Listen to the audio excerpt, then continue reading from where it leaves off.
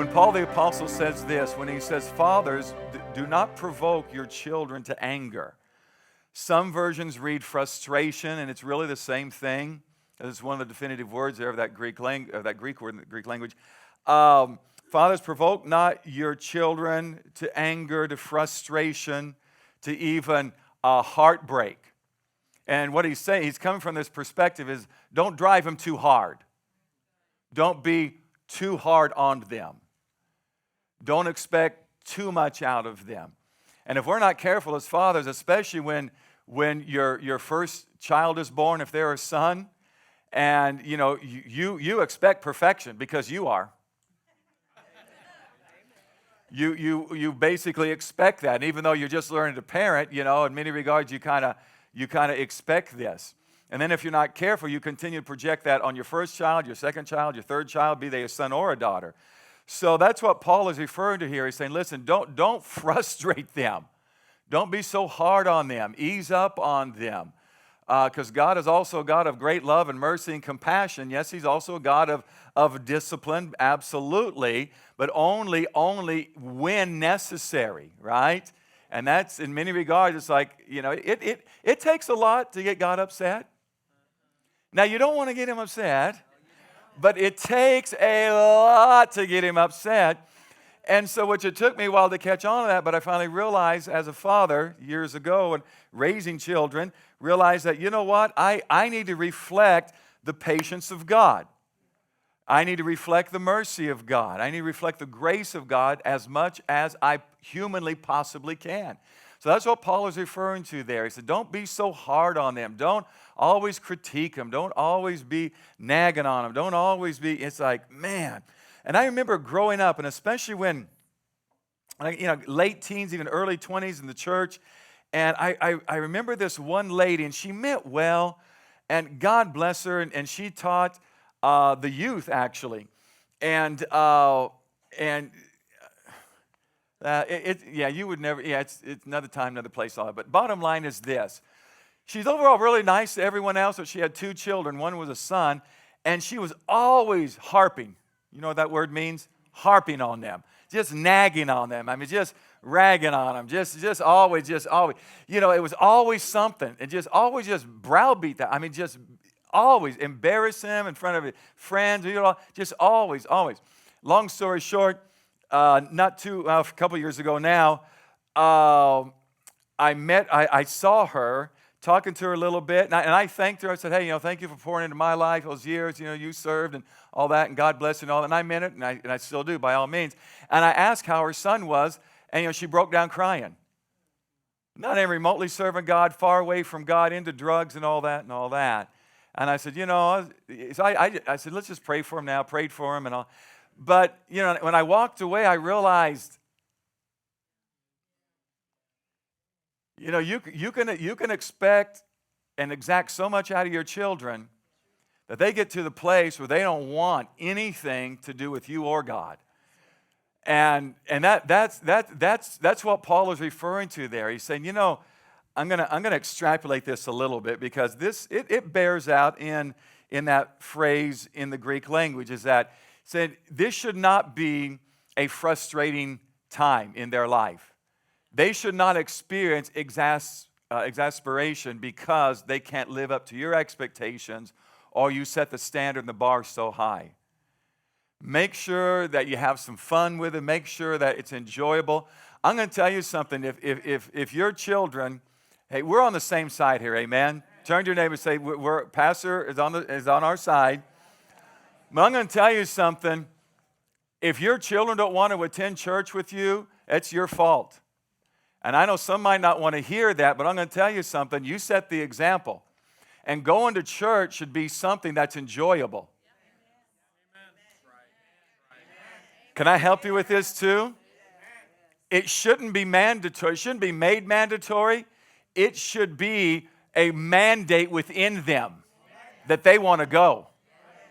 Now, growing up, this is how my dad set the thermostat in his house, and I did the same thing. I let my children know, we're going to church, and we're all going to church. You ain't never staying home. You're never staying home on Sunday until you're 18, as long as you live under this roof. And I made it clear, 18 or live under this roof. I mean, 18, you can go on your own. But if you're 48 and you live under this roof, which that ain't happening, we'll downsize to a tiny, tiny house. We'll downsize to a 200 square foot house on wheels and pull it when we need it. But anyway,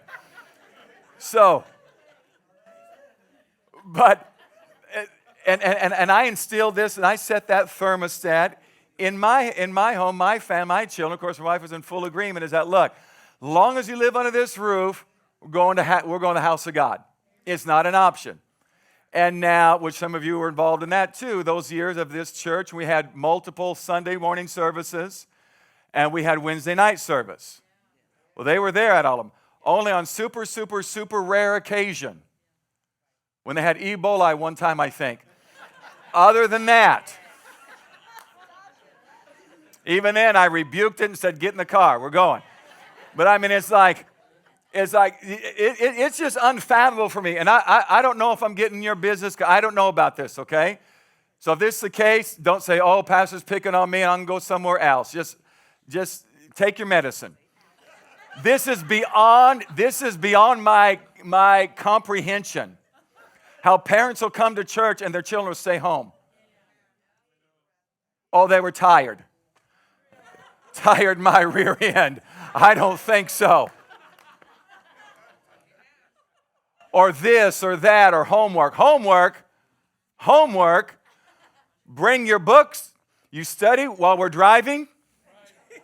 You're going to worship God, going to be in church, and then when you get back in the car, you can study going back home. But I'm going to tell you something. You as fathers, you set that example. Your children should want to go to church, and you don't give them these outs. Now, there again, when they are no longer under your roof, when they are no longer under your roof and your parental supervision, they can do what they want. But you set that example, and when you set the example that church is a great place, that it's a fun place. It's not dreary or drudgery. It's not there again, it's not this demand that you have to go. It's that because I want to go, I'm glad. You start setting that thermostat all week, fathers, and start letting your children know. You talk about the word last Sunday. Man, wasn't that good? Through the week, you just keep dropping that in. And man, wasn't that a good song the worship team did? Man, I love that song. What about that one part? And you can start singing it even and start even dancing in the living room with it. That's the thermostat you set. And that becomes so alluring to children that when they become adults, it's just natural for them to go. You set the example, but there again, that's why I said earlier, it's out of love, it's out of gentleness, out of kindness, out of understanding, all of that. But there again, Dad, you're the one that set that example. My paternal grandfather, he was the one that we pastored for 50 plus years, and old school Pentecost style and all that. But he was still strict, in many regards, in his views and all of that, which we need more people like that back in our society. Not necessarily, judgmental and harsh and all that. It was just, what God's word says, that's all you need. You need to ask him a question many times, about societal issues. He would say, well, the word says. It was never, well, I think. It was, well, the Bible says. See, when you go with God, you're always going to be all right. But anyway, there again, that from that era and all that, man, when you start talking about the things of God and all, and many times he'd just break out in song. He just, still have a little dance. He's in the 80s. Still dance a little bit and worship the Lord and get excited, and it's like, so I saw that as a model. My dad still enjoys talking about the things of God. It's how it should be for fathers. But there again, Paul goes on to say, so that was just the opening right there. The fathers, provoke not your children to wrath, but raise them up and train them up even. Those words are used interchangeably there. In the fear and the admonition of the Lord. So two things that fathers should be doing for their children. There again, raising them up, training them up, first and foremost, in the fear. As you will know, that word means the reverence, the reverential awe and respect, the incredible understanding of who God is. You to raise your children up that way. And it's actually easy to do. You just model it first of all. First of all, it has to be in your heart. You can't model anything if it's not in you to begin with. It's as simple as that. You know, got all this, because it's been around for decades, but, it just seems to be re-emphasized more and more about mentoring, modeling, and all of that. And hey, I'm all in for it. I'm all for it by all means and all means, by all means. But bottom line is this: if you ain't got it in, you can't mentor anybody. If you ain't got it in, you can't model anything. You only model what you already have built within you. And you can only mentor to the degree that you have the experience, the understanding, that capacity, that you have living proof of what you have done, and not just what you've accomplished, but who you are. Because who you are is much more important than what you got. I'll say that one again. And fathers, this is what you really need to understand, because I'm going to tell you something. It seems like our society gets more and more competitive all the time. And for the life of me, I don't know why. I know some of you aren't, I guess some of you, or most all of you, I think it's me and only a few other people in the world, aren't on some type of social media. And it's not that I'm against social media. That's not the issue, because especially you're building a business and all that kind of stuff, man, it's great. Even preaching the gospel, excellent for all of that, by all means. But the intent and the import of most of that social media stuff, it's nothing more than to make people jealous. Look what I got and you don't. Oh, getting quiet now. It's like, and most of that stuff is fairy tale anyway. And I'm going to tell you something. If you found out how much debt they had to have what they got, you wouldn't want it anyway. And the fourth, fifth marriage and disenfranchise this and that and everything else, is like, nah, I like my life. As Billy Joel said, go ahead with your own life, leave me alone. It's pretty much that simple. But anyway. But, so 594 times in the Bible, Old and New Testament, 594 times, King James Version, of course it's going to change a little bit, other versions, translations. King James Version, 594 times see the word Father. You think it's kind of important? One way or another? And the word Father, used plural or plural possessive, when it's used almost 600 times. Almost 600 times, I think God's trying to get something across. How important it is, and also how important it is to understand that He is the infinite Father. I've taught it before, and I simply call it the infinite fatherhood of God. It's the foundation of your faith and of your understanding of who you become and who you are even, and that's your relationship with your Heavenly Father. If that's disjointed at all, or if that's missing at all, or if that's not fully, just resonating within you, there's going to be a breakdown. Jesus summarized it by saying this, Sermon on the Mount. He's closing it out. It's in the 7th chapter of Matthew, and also you see it in the book of Luke. About a year and a half later, he taught almost verbatim the same thing, 2 different geographical locations. You call the Sermon on the Mount, which is Matthew chapter 5 through chapter 7, right? And then approximately a year and a half later, in the book of Luke, he teaches the same thing, but you notice he taught that in the plain. So geographically, different locations, year and a half time span approximately had transpired. And he quotes the same thing almost verbatim when he says, if you then being evil, I know you've heard me break this down many times, but it bears repeating, especially on Father's Day.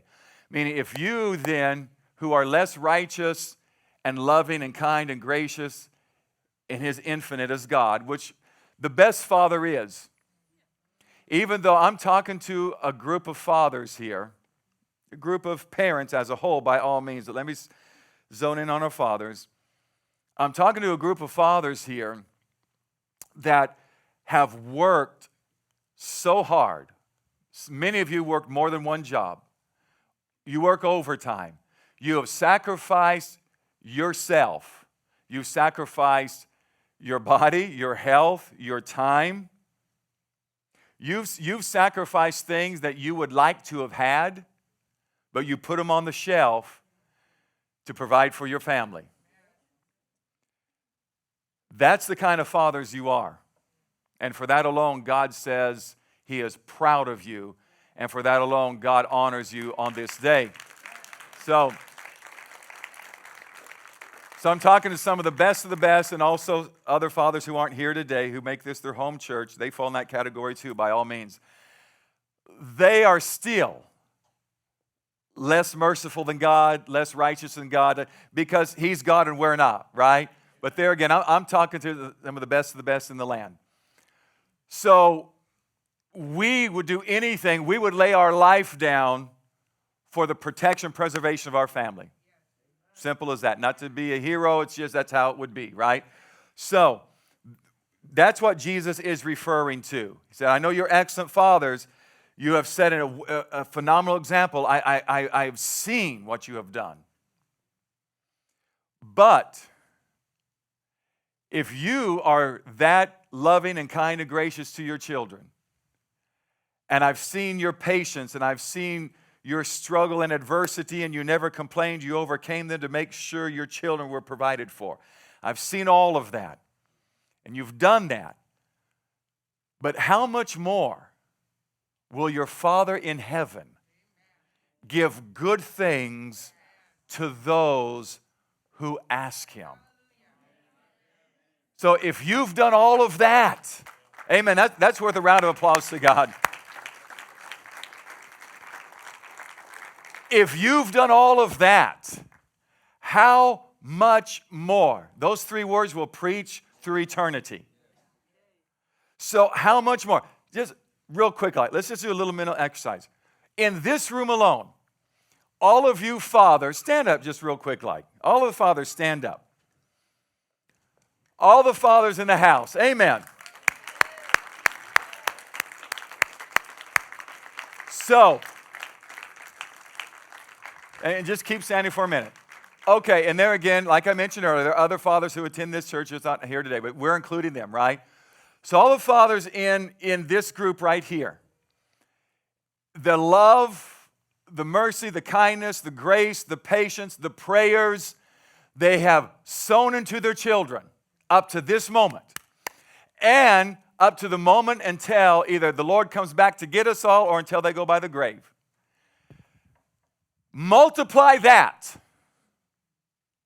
Multiply that by sextillion times. What is that? Isn't that 18 zeros? Some of you mathematicians help me out. Is it 18 zeros, I think it is, or something like that? Well, somebody Google it. Now's the time. Anyway, I'm making a point here. It basically, which that might not be the word, but anyway, it has a bunch of zeros. I read it not too long ago. I thought that's interesting. And basically what it does, it sets up, in our finite mind, it helps us set up infinity. For what that's worth, okay? And now, I know 18 people are going to come and correct me. It's not sextillion. It's anyway. Whatever that word is, okay? All those zeros. So, all of this collectively, you multiply it by that number, right? All of your goodness, all of your care, all of your concern, all of your heart, all of that, all of your labor of love you bestowed into your children, all these. That still doesn't touch the goodness of God. It still doesn't. Multiply that number by this many, still doesn't. So when Jesus said, how much more?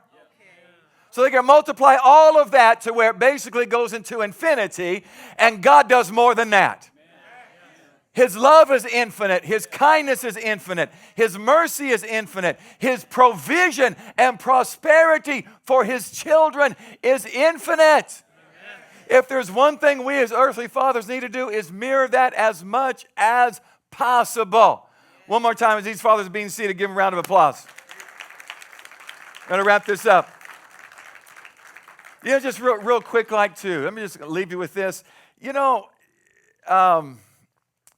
All the fathers there, it doesn't take a lot. Well, let me rephrase that. It shouldn't take a lot to entertain your children. You don't always have to take them to Disneyland and spend $879,000. You don't always have to do that. There's nothing wrong. Oh, don't come. I love Disneyland. You want to take me and my family? We'll go. But anyway, I love Disneyland. I just chose that, top of my head. But how many of you going there this summer? None of us. That's a crying shame.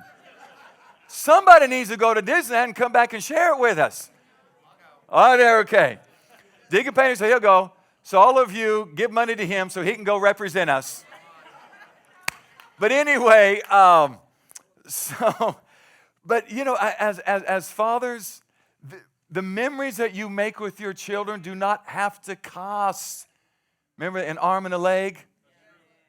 You know where that phrase came from, don't you? The historical phrase, this is what it simply means. And going back to the 15th, 16th, 17th, 18th century, even to the 19th century, yes, at that point, until photographs begin to come into the scene. An arm and leg meant this. You've seen like pictures of presidents, founding fathers and all that, right? And many times it's just from here up. And sometimes you don't even see their arms because it costs more. And it's kind of funny, but it's not a joke, that's the truth. So when they would they would go to have their portrait painted, and the painter would say, okay, how much do you want painted? And many times they'd say, well, I don't want an arm and a leg. Just get my face.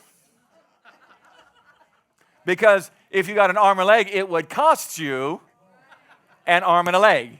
It would cost you more. See, I teach you guys all kinds of stuff. I mean, what would you do without me?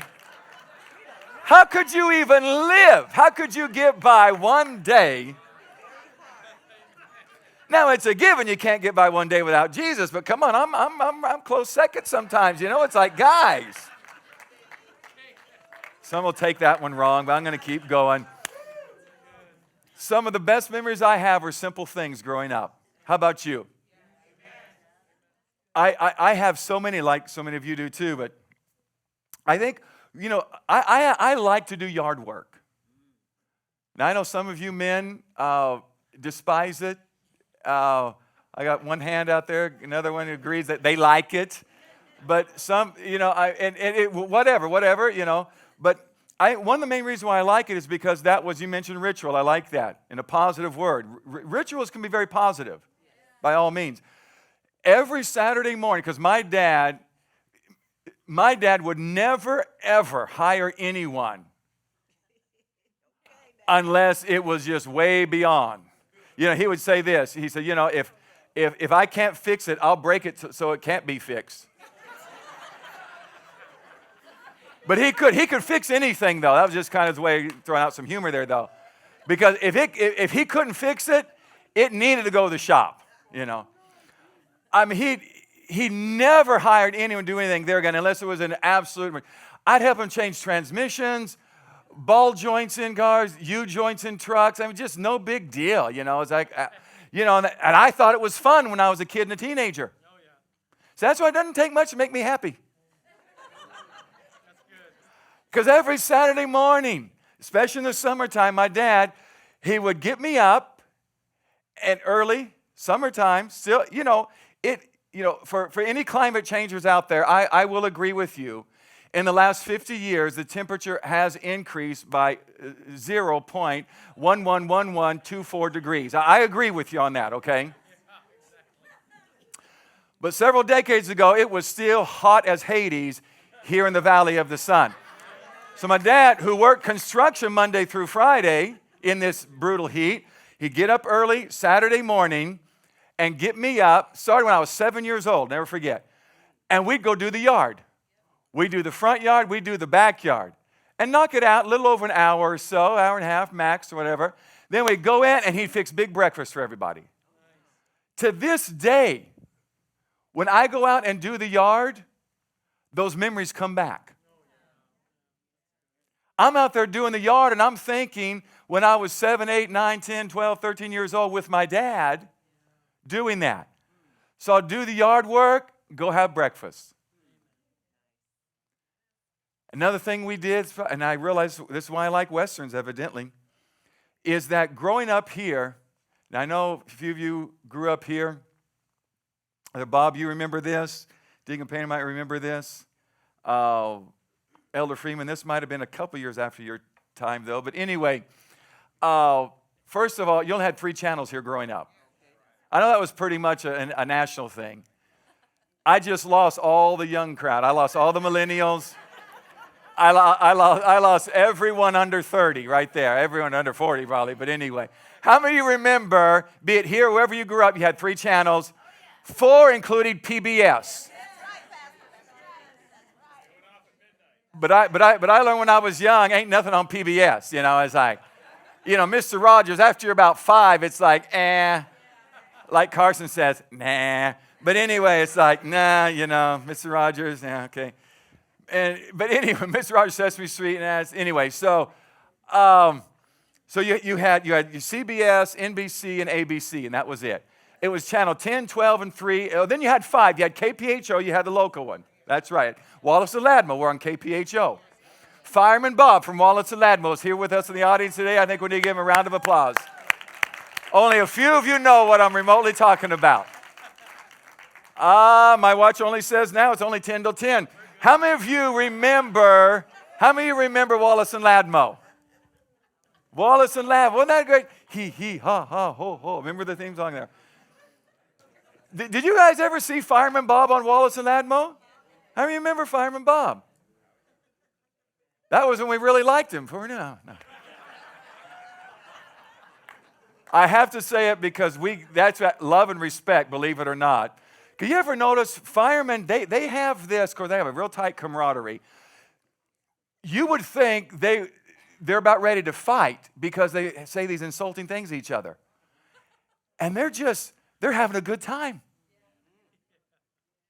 You guys don't know what I'm talking about. Anyway, Brother Bob, faithful, he and, of course, wife Sue, faithful people. And I know I only say he knows where we're, anyway, so everyone loves Fireman Bob. Everyone loves Brother Bob. But anyway, so growing up on a Friday nights, you guys remember this, some of you remember, they would always show a Western. And it was usually on KPHO. And many times black and white. And growing up, especially in the summertime, I could stay up a little later, my dad and I, we'd sit there and we'd watch those movies. And he'd either pop some popcorn or have chips, and sometimes, things are really going good. We had chips and dip. Wow. Man. Are we rich now, Daddy? Yeah. So, but anyway, and then some watermelon thrown in. It's just like, come on, when you're 6, 7, 8, 9 years old, it's like, it doesn't get any better than that.